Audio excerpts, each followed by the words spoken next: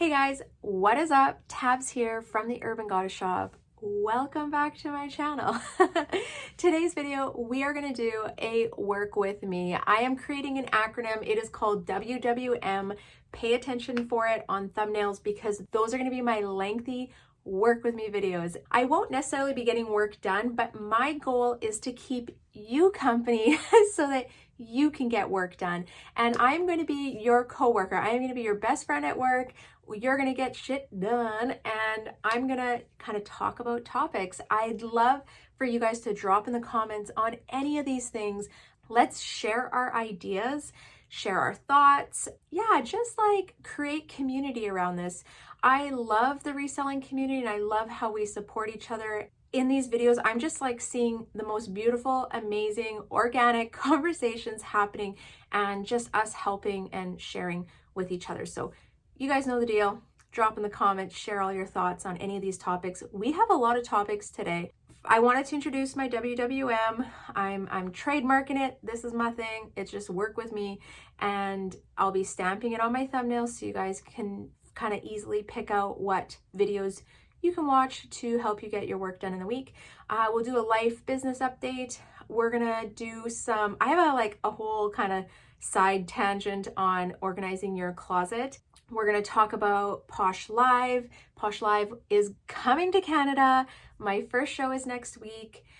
We're also gonna talk about what do they call it? Make a deal days and giveaway credits on Poshmark, because I have some, I've noticed some stuff in there and I'm just gonna say my piece on it. Wendy also dropped a really good comment in my last video, or maybe upon recording, this will be a couple videos ago, but yeah, she had a really good question about Black Friday. We're gonna go over a Instagram post from the Swag Slayer, which hit home for me. I am such a hypocrite. I like serious self-reflection happened when I read her post, and we're going to talk about it because I would love to hear what you guys think, and maybe it changes the way you look at things. We're also going to finish it off with some shout out the wins. I want to hear wins. We're going to help lift each other up. And in times like this where maybe sales are a little bit slower than normal, the economy is just like, down in the shitter. And we're just going to pick some positives to highlight. Okay, let's jump right into this. First one is gonna be my life update, business update. Last week or 2 weeks ago, I was in Winnipeg. We were gone for the weekend. I came home. I had 4 days to work on my business, and 2 of those I worked. It's just been a crazy 2 weeks for me. I've literally had 2 days to work on my business in the last 14 days. So it's been a challenge, to say the least, to get my new listings out. And I think that is correlating to my slower sales. I don't know, are you guys noticing sales are slower?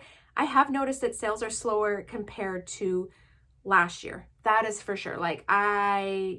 That's for sure. And items that I was getting more money for certain items last November than I am this November. So I definitely am seeing a bit of a shift in the buyer's market. I feel like it's too early to come to assumptions, but we all know that people are in hard times right now. There is no denying that. Yes, people are still buying things. There is still shopping happening, but lots of people are hitting hard times right now. Grocery costs are ridiculous. I went to buy a 3-pack of romaine lettuce the other day and it was $8.99. $8.99. I don't know if I've ever seen that. And I'm sure there's probably even more. I'm sure lettuce is even more expensive in some more remote areas, but I live in a big city center. Usually it's $5.99. That is just crazy. That's crazy. I was blown away. I bought the lettuce, but I told my family, I'm like, we are not throwing out groceries anymore. Everyone is eating everything because there's no wastage. It's literally just throwing money away. And right now, grocery costs are killing me, driving me nuts. So for my business, sales have been down a little bit, but I haven't been listening to many new things. So I'm trying not to stress about that. I'm trying to give myself grace that I have a lot going on in my life and I only have so many hours in the day. So yeah, I wish I had better news about my business, but that's just where I'm at right now. And I'm actually okay with it. I am feeling balanced. So sales are slow, but I'm also filling my family cup. You know what I mean? I'm getting my family time in, I'm prioritizing that stuff, and reselling will be there after. Reselling will always be there. It's like being a business owner is really difficult sometimes because you're trying to balance like running your business. And if you're like me, you're kind of a workaholic or you enjoy reselling, so it doesn't feel like a job as much. But you also have to balance that family time and spending time with your kids and your husband and doing things. And, you know, for me, spending time with my mom and my family there. So it's hard to balance everything. And family comes first. Like family always comes first in our household. So yeah, business a little bit slow, but it's a trade-off. I'm getting good stuff on the family side. Okay. Enough. No more. I do not want to shed any tears in this video. Okay, so let's move right along to the first topic. I had someone reach out to me on Instagram that was feeling frustrated because she was updating postings in her Poshmark closet and it would like put her closet out of order. And she said, I like my closet to be in a specific order. And she was like, is there any way to get around this? And I said this in like the nicest way possible, but I said, organizing your closet is just a waste of time, to be honest. People do not care. I think it's just for our own mental aesthetic. It's what we feel is pleasing to the eye. But I will say this, the time that you spend looking through your closet, making sure it looks nice, making sure it's categorized maybe by items or by colors or by sizes, that is time that you could be using on researching brands, better sourcing, finding what items are selling for higher value. You know, like there's so many other areas that you could spend that would directly affect your business and create more income.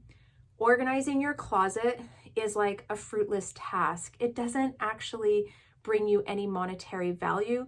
And most people that go into your closet, they're filtering it by their own recommendations, what they want. So they may filter your closet by brand, they could filter it by size, they could filter it by colors. Maybe they're just looking for neutral tone items, or they're looking for Barbie pink because they're trying to create a Barbie core outfit, right? You get what I'm saying? So it doesn't matter how you organize it. It's going to matter how the buyer is filtering your closet when they're shopping. Also, a lot of people are just looking for one item and they're looking for a specific item and they come across your closet, you have that item. Maybe they're going to go and see if there's anything else they can bundle with it. But I don't think prioritizing time into organizing your closet is worth it. So I just want to address this because I do still see people doing it. If I could give you one little like sliver of advice on it, just don't do it.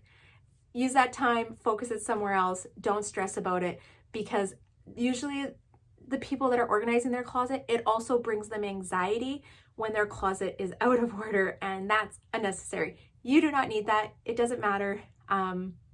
That's my 2 cents on it. So I hope this reaches a few people and that this gives them a chance to maybe reflect and be like, you're right, I'm moving on. I'm no longer doing this. I'm going to focus on other tasks in my business. All right, next topic. And this one, I just feel like it's like beating a dead horse because I know there's lots of people that don't want this and don't agree with it, but I have to chat about it. And it's the Poshmark live shows. They are coming to Canada. They opened it up.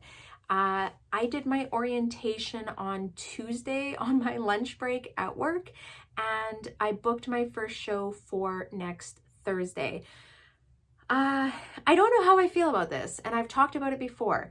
I don't know where live selling falls into my business model, but I'm hoping to reach more buyers through Posh Canada. So the holdback that I have on Whatnot is that Canadian buyers are just such a small amount, and a lot of US buyers don't even bother in our shows because that initial shipping cost can be like $15 to $21. And that's really high for people that live in the States because you guys just have really cheap shipping. Now, each additional item after that is anywhere from 50 cents to I think $4. Obviously, like a big heavy jacket's going to be $4 extra. But yeah, I feel like it scared a lot of people away. And because that demographic of Canadians is so small, it's just really hard to get traction on Whatnot. I still enjoy it. I actually enjoy live selling. It's something that I think is fun, and I love like just chatting and reading the comments, and I'm a social butterfly, so I enjoy that part.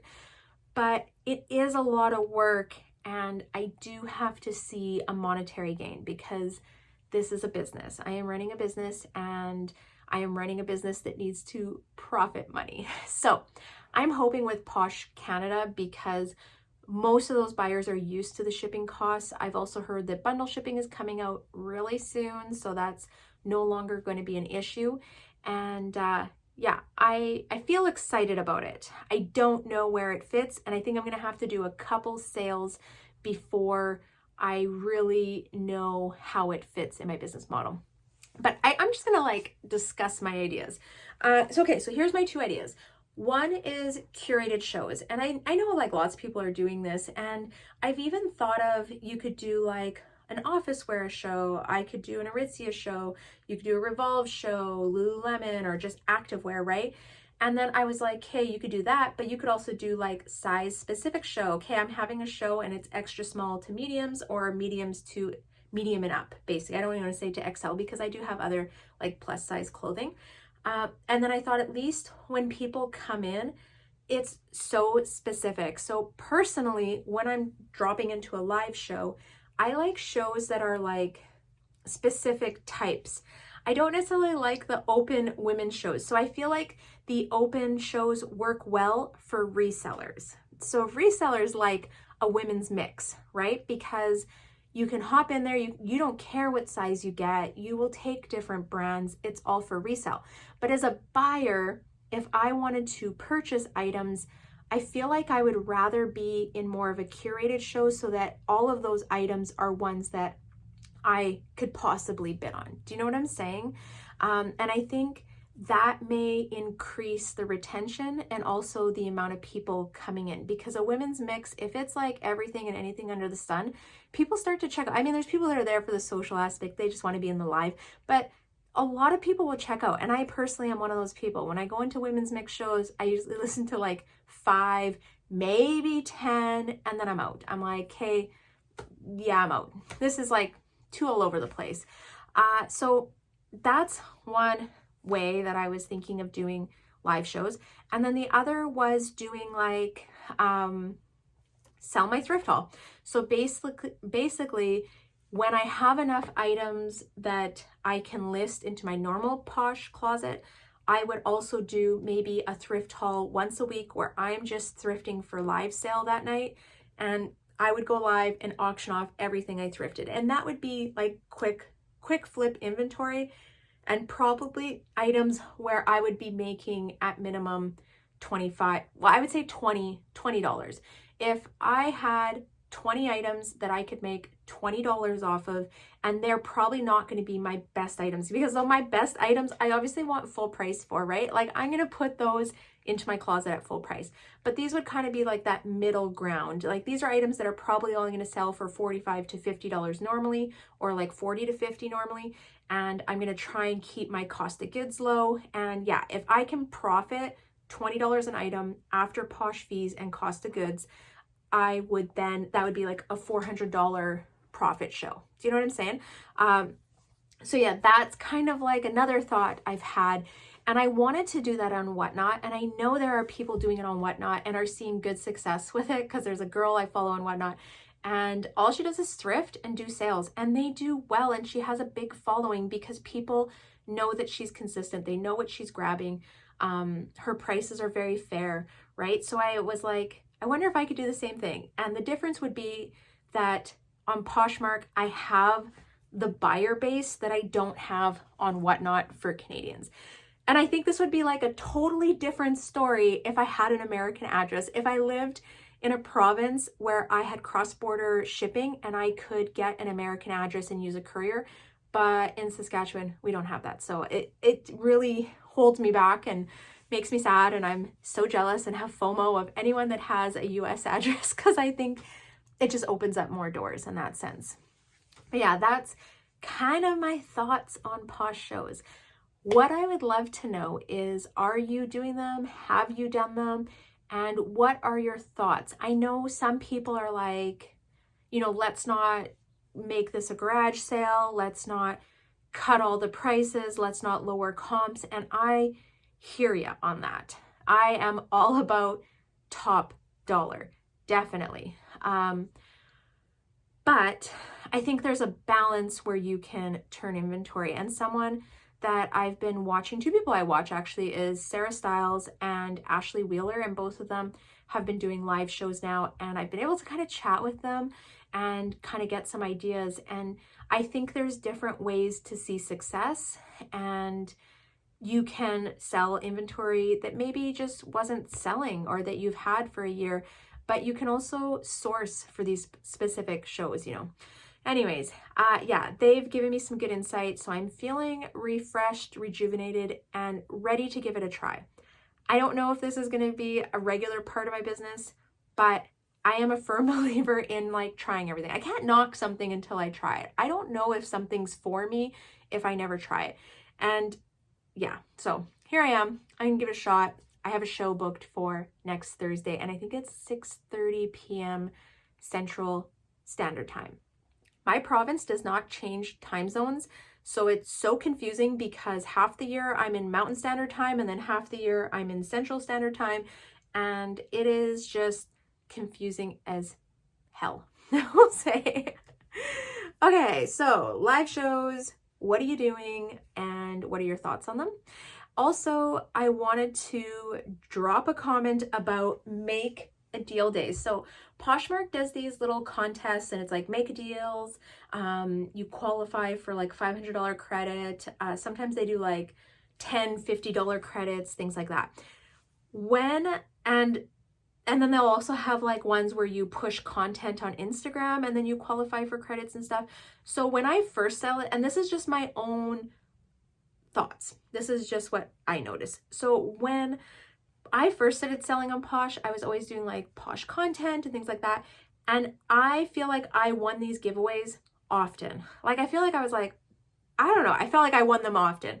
Now, I am still doing the same amount of Posh work. The only difference is that I am not doing free promotion stuff for them on my Instagram, which I was really bad at doing before. And now I'm like, I will only do content or promotion on things that I'm getting paid for, because I don't particularly like how companies use their following to create free content, and then they use that content for their own monetary benefit.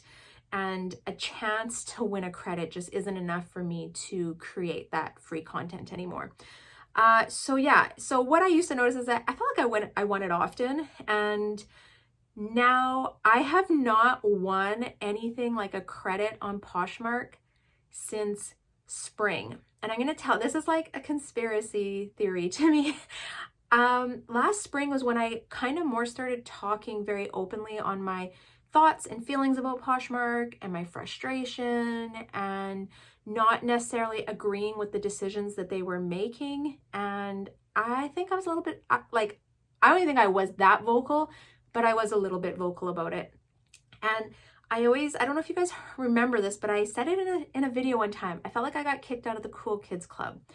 And when I say the Cool Kids Club, that was the Poshmark Cool Kids Club.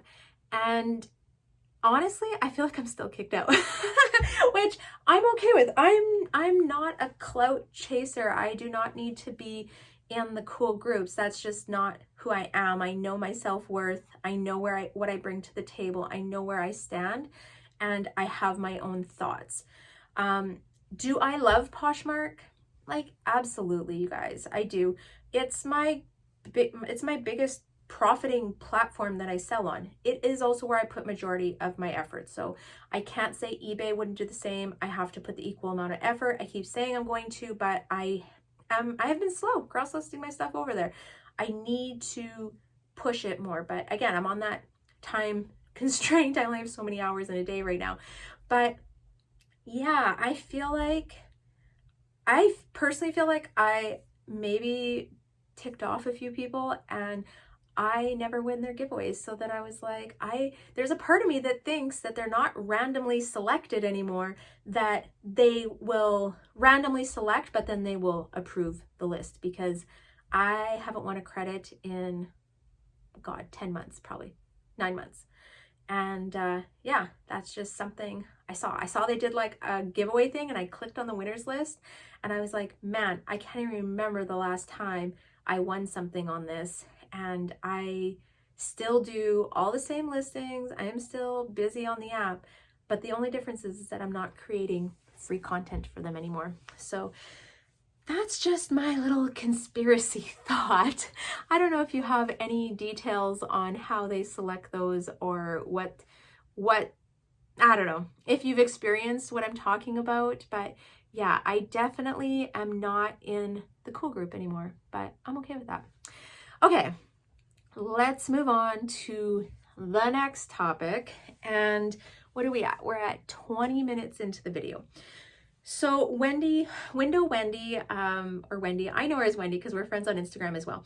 She had made a great question, and she said she'd been sourcing like a crazy person, getting ready for Black Friday and Secondhand Sunday. So I still have to read about Secondhand Sunday, but I have a feeling it's probably the same weekend as Black Friday, and Poshmark is encouraging people to shop on the Sunday and do secondhand instead of doing all the retail shopping they're doing on Black Friday. That's what I'm thinking. I probably should have read into it before then, but again, I just haven't been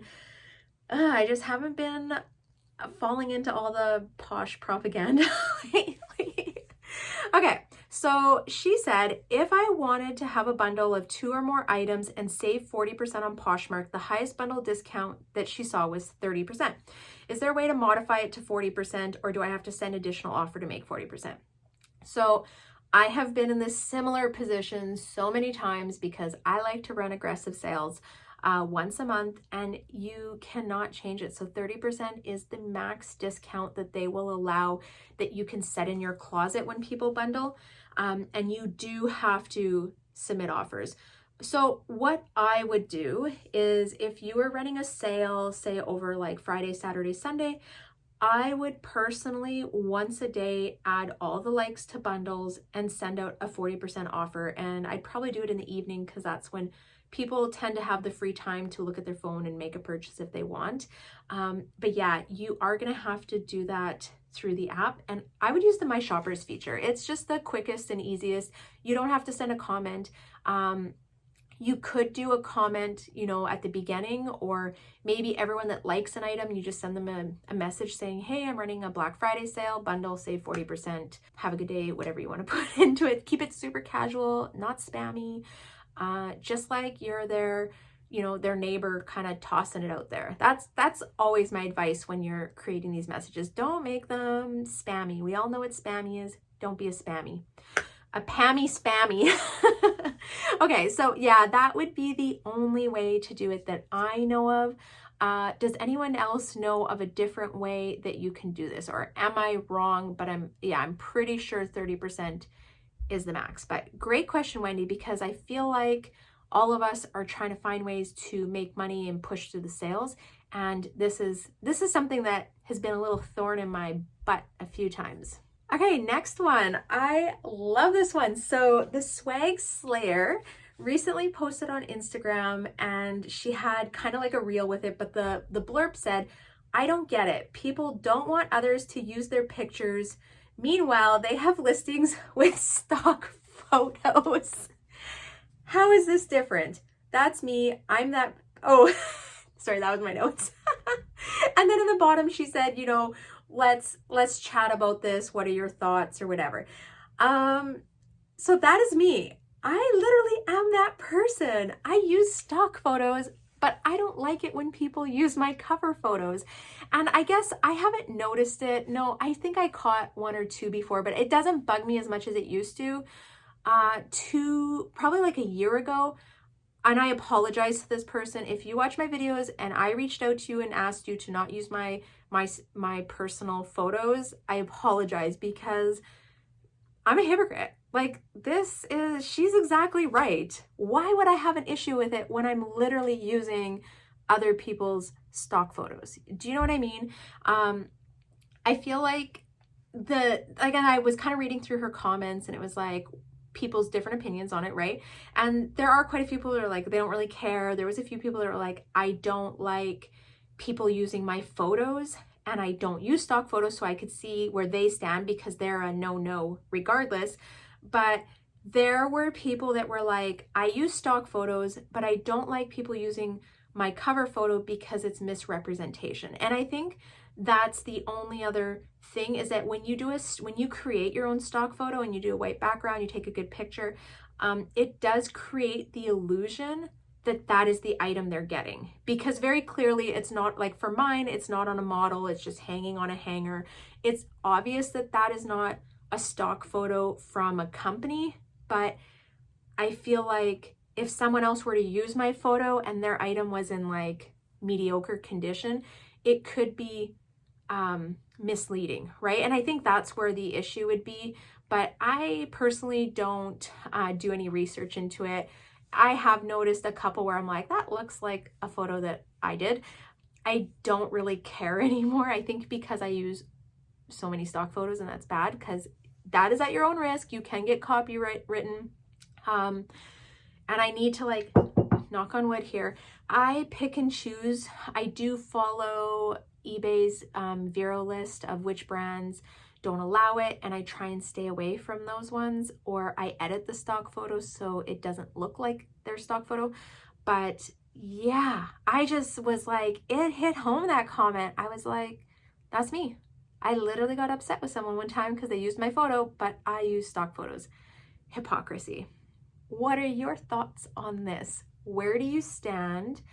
Do you use stock photos? Do you allow other people to use your photos? What are your thoughts on it?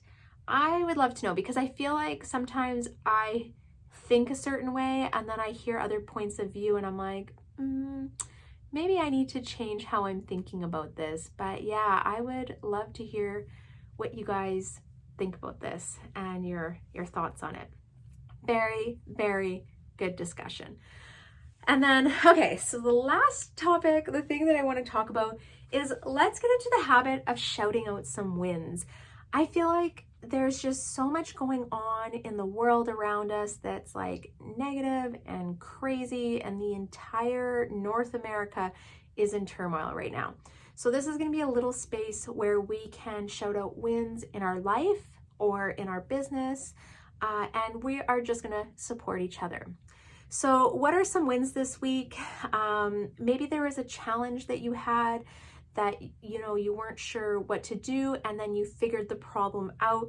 I would love to know. And we're going to be able to kind of help each other, maybe give ideas. Maybe there is a problem that you have right now in your business that you're not sure how to fix. And this wouldn't be necessarily a win, but maybe we can help you sort out this issue, or this kind of, what the heck am I thinking? This stone or this rock in your way. You know what I mean? Okay, so my win this week, let's see. This is a tough one because I haven't done so much on my business.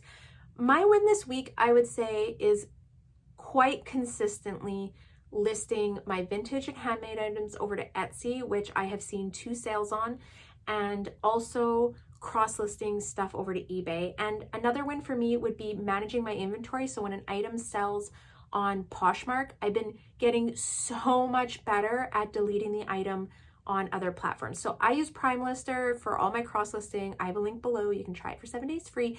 But what I like is the inventory system that they have. So when an item sells, I can hop into there, search it, and find out which other platforms I've cross-listed it to. Then I can easily hop in and delete them. And that has been a serious time saver for me, because sometimes it's hard to remember where I'm listing things, and it's just wasted time when you're having to try and search through all your eBay stuff or your Etsy stuff and figure things out. I feel like Etsy is probably the platform that I struggled the most with deleting items, because it very much is like a list and forget platform. I don't have to appease like any sort of algorithm there. I love the simplicity of it. I think there is a little bit higher fees maybe. It costs, I think it's like 27 cents to Canadian to list an item. I think it's 20 cents US to list on there, and that, I mean, is an upfront cost. But I love how I can just list things there and walk away. And here's my tip. If you are starting to cross list items over to Etsy, instead of setting renewal on automatic, which means they will automatically renew your listing and charge you 20 cents, and that can kind of get out of hand, I actually do manual renewals. So I have to physically renew the item. For me, if it doesn't sell in the time frame, and I can't remember what the time frame, if you sell on Etsy and you know what the time frame for your listings are, please drop it in the comments, because I would love to know, and I cannot remember off the top of my head. But yeah, for me, if the item doesn't sell within that time frame, I usually just let it drop off and it will sell on Poshmark. But I definitely try and sell items on there. And maybe I should go through my old listings on Etsy and relist anything that is like winter jacket, because I think I have some things in my jacket closet that are probably on Etsy that have expired from last year. So there's my mental note and my little tidbit on Etsy. The other thing I've been getting a lot of questions on is eBay, and everyone wants an eBay tips and tricks video or like eBay basics. And I want to be like completely transparent with you guys. I've only sold like, I don't know, I can't remember. I just looked at the number. I think I've only sold like 50 items on eBay, and that's over 2 years or 2.5 years. I have not sold that many items there. I am not an eBay expert. I'm still learning as I go through, but here are a few tips that I have learned from other eBay resellers. And one of my favorite people to follow, and I really enjoy her content, is Casa Chic on Instagram. I don't know if you follow her, but you should. It's CASA and then chic, like CHIC. She puts out reseller tips of the day. A lot of them are eBay focused. She definitely is a bigger eBay seller, I think, for like, I don't know if she does sell on Poshmark too, but I feel like majority of her sales happen on eBay.